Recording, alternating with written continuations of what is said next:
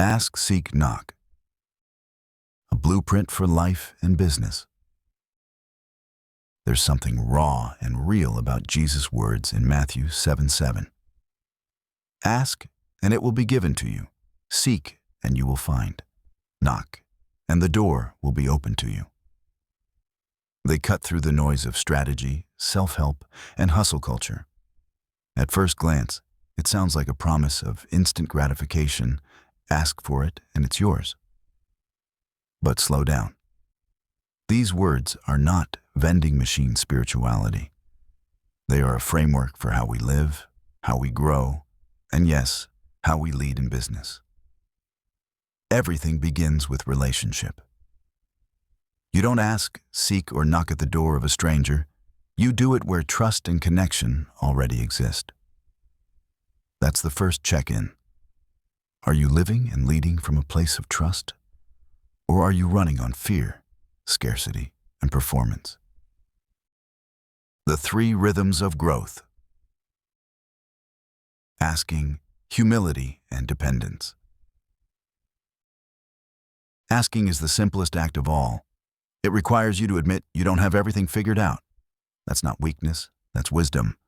In life, and especially in leadership, arrogance blinds you. Humility sharpens you.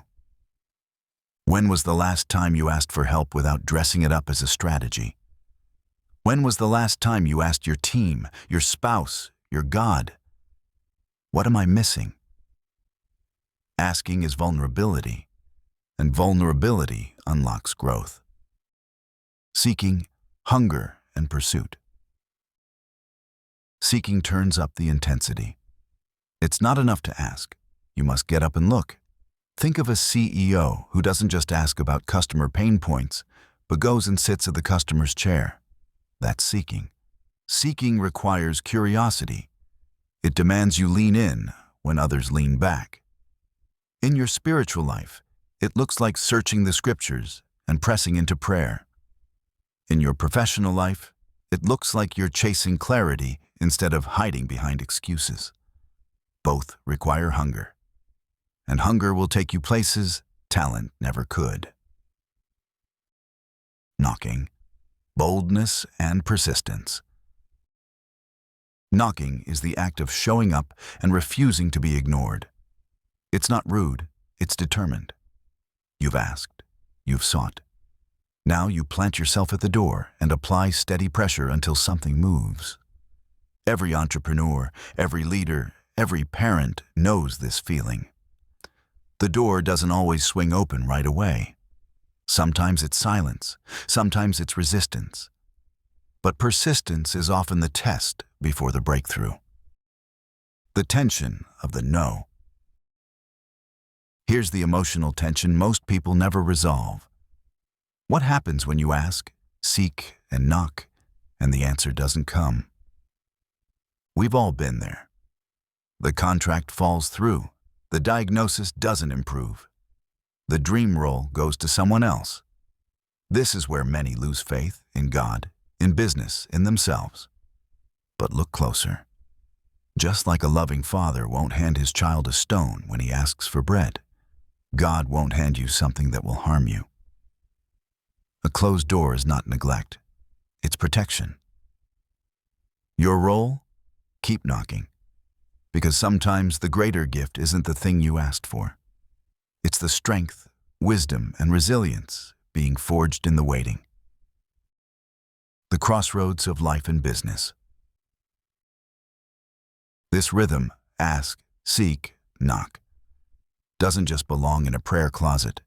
It belongs in boardrooms, client calls, and Monday morning meetings. In life, it looks like honest prayer, relational vulnerability, and relentless pursuit of God's presence.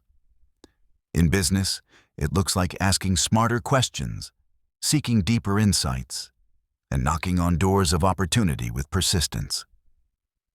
The principles are the same: humility, hunger, boldness. But here's the hard truth. Most people stop short. They ask once and quit. They seek half-heartedly and settle. They knock timidly and walk away when the door doesn't fly open on the first try. And that's why they never step into the fullness of what's available to them, spiritually or professionally. What this means for you. So, what should you do with all this? Let me challenge you. Spiritually, stop playing polite with God. He can handle your honesty. Tell him what you need, what you fear, what you long for. Ask with humility, seek with hunger, knock with bold persistence. Relationally, don't assume people know what you need. Ask for help. Seek clarity in communication. Knock until misunderstanding gives way to alignment. Professionally, build a culture of persistence. Encourage your team not to take the first no as final. Train yourself to see closed doors as detours, not dead ends. And never confuse delay with denial. The anchored truth. At the end of the day, Matthew 7:7 is not about getting more stuff. It's about becoming more whole. It's about cultivating a posture of dependence, curiosity, and persistence that shapes you as a human being, a leader, a child of God. Asking humbles you. Seeking grows you. Knocking transforms you. And when those three rhythms become your lifestyle, both in your walk with God and in your work in the world, you stop living as a victim of circumstances. You start living as a person who knows the doors of destiny don't stay closed forever. The question is, will you keep knocking?